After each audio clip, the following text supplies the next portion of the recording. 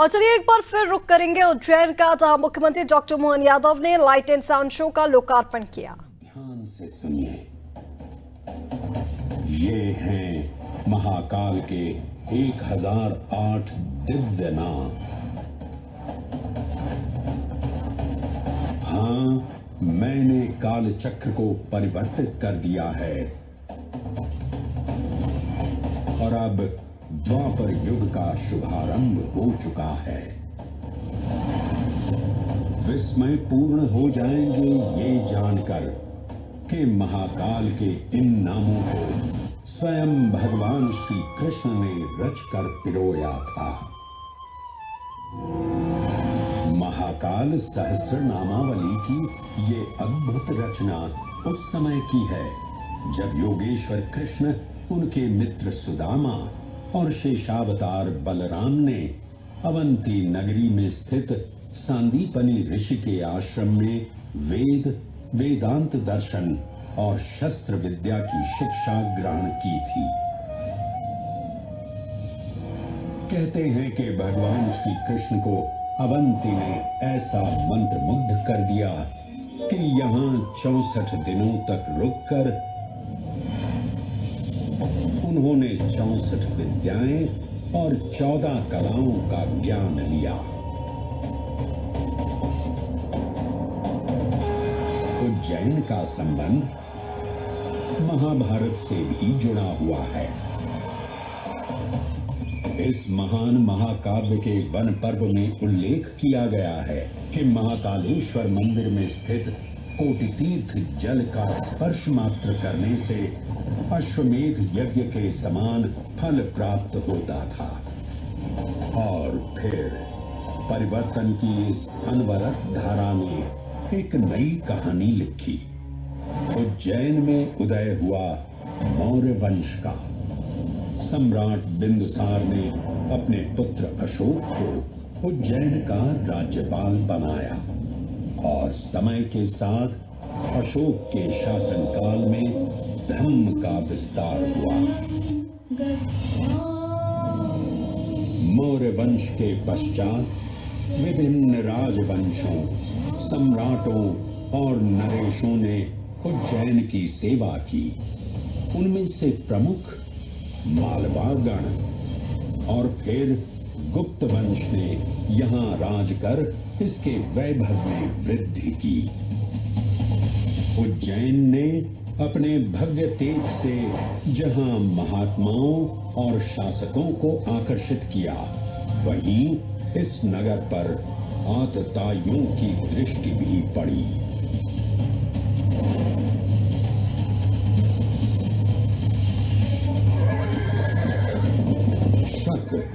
मध्य Asia की खानाबदोश जनजाति थी जिन्होंने उत्तर पश्चिमी और मध्य भारत के कुछ हिस्सों पर आक्रमण कर अपना शासन स्थापित किया। ईसा पूर्व प्रथम शताब्दी में जब भारत शकों के अत्याचार से त्रस्त था, तब उन शकों ने उज्जैन पर भी कब्जा कर लिया और फिर उज्जैन में उदय हुआ एक तेजस्वी योद्धा, महाराज विक्रमादित्य का।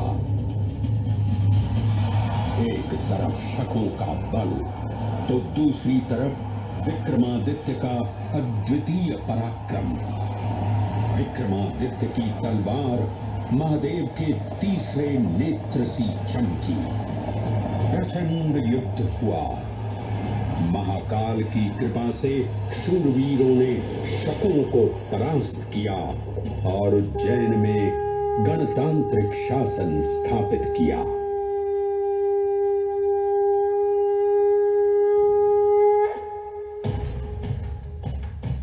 इन्हीं महाबली विक्रमादित्य की राज्यसभा महाकाल मंदिर में ही प्रतिष्ठापित थी।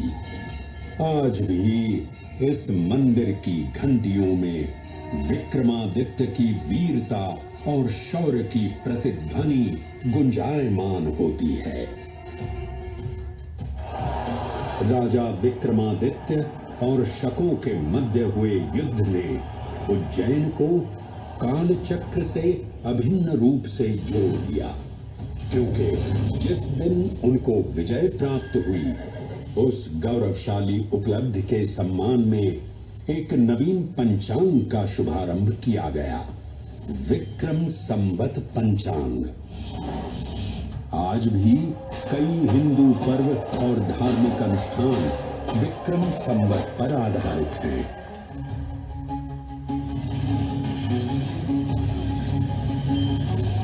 पृथ्वी की भौगोलिक कर्क रेखा इस पावन उज्जैन भूमि से होकर गुजरती है।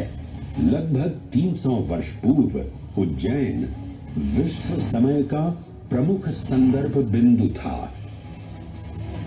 यही कारण है कि उज्जैन की वेधशाला में वराहमिहिर, आदित्य दास, ब्रह्मगुप्त, आर्यभट्ट और भास्कराचार्य जैसे महान विद्वान अनुसंधान और अध्ययन में तल्लीन रहे। ध्यान से सुनिए, ये हैं महाकाल के 1008 दिव्य नाम। हाँ, मैंने काल चक्र को परिवर्तित कर दिया है और अब द्वापर युग का शुभारंभ हो चुका है। विस्मय पूर्ण हो जाएंगे ये जानकर कि महाकाल के इन नामों को स्वयं भगवान श्री कृष्ण ने रचकर पिरोया था। महाकाल सहस्र नामावली की ये अद्भुत रचना उस समय की है जब योगेश्वर कृष्ण, उनके मित्र सुदामा और शेषावतार बलराम ने अवंती नगरी में स्थित सांदीपनी ऋषि के आश्रम में वेद, वेदांत दर्शन और शस्त्र विद्या की शिक्षा ग्रहण की थी। कहते हैं कि भगवान श्री कृष्ण को अवंती ने ऐसा मंत्र मुग्ध कर दिया कि यहाँ 64 दिनों तक रुककर उन्होंने 64 विद्याएं और 14 कलाओं का ज्ञान लिया। उज्जैन का संबंध महाभारत से भी जुड़ा हुआ है। इस महान महाकाव्य के वन पर्व में उल्लेख किया गया है कि महाकालेश्वर मंदिर में स्थित कोटि तीर्थ जल का स्पर्श मात्र करने से अश्वमेध यज्ञ के समान फल प्राप्त होता था। और फिर परिवर्तन की इस अनवरत धारा ने एक नई कहानी लिखी। उज्जैन में उदय हुआ मौर्य वंश का सम्राट बिंदुसार ने अपने पुत्र अशोक को उज्जैन का राज्यपाल बनाया और समय के साथ अशोक के शासनकाल में धर्म का विस्तार हुआ। मौर्य वंश के पश्चात विभिन्न राजवंशों, सम्राटों और नरेशों ने उज्जैन की सेवा की। उनमें से प्रमुख मालवागण और फिर गुप्त वंश ने यहाँ राज कर इसके वैभव में वृद्धि की। उज्जैन ने अपने भव्य तेज से जहाँ महात्माओं और शासकों को आकर्षित किया, वहीं इस नगर पर आतताइयों की दृष्टि भी पड़ी।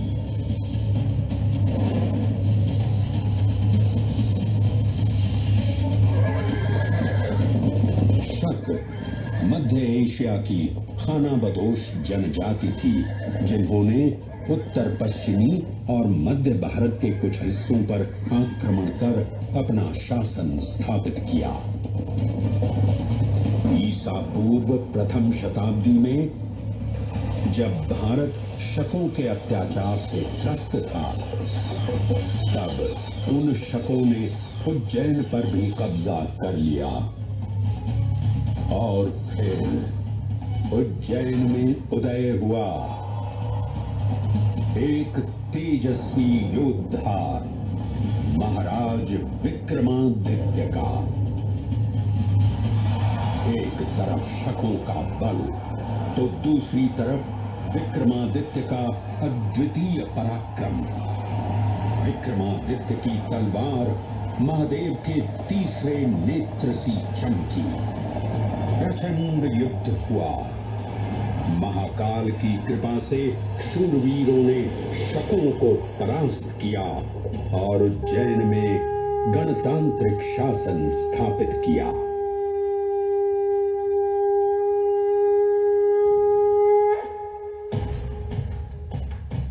इन्हीं महाबली विक्रमादित्य की राज्यसभा महाकाल मंदिर में ही प्रतिष्ठापित थी। आज भी इस मंदिर की घंटियों में विक्रमादित्य की वीरता और शौर्य की प्रतिध्वनि गुंजायमान होती है।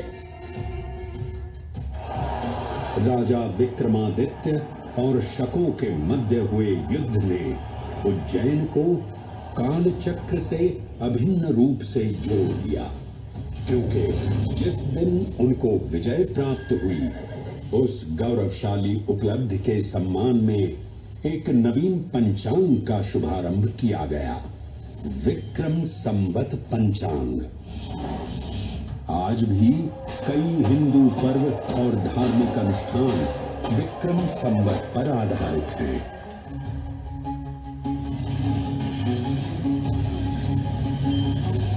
पृथ्वी की भौगोलिक कर्क रेखा इस पावन उज्जैन भूमि से होकर गुजरती है।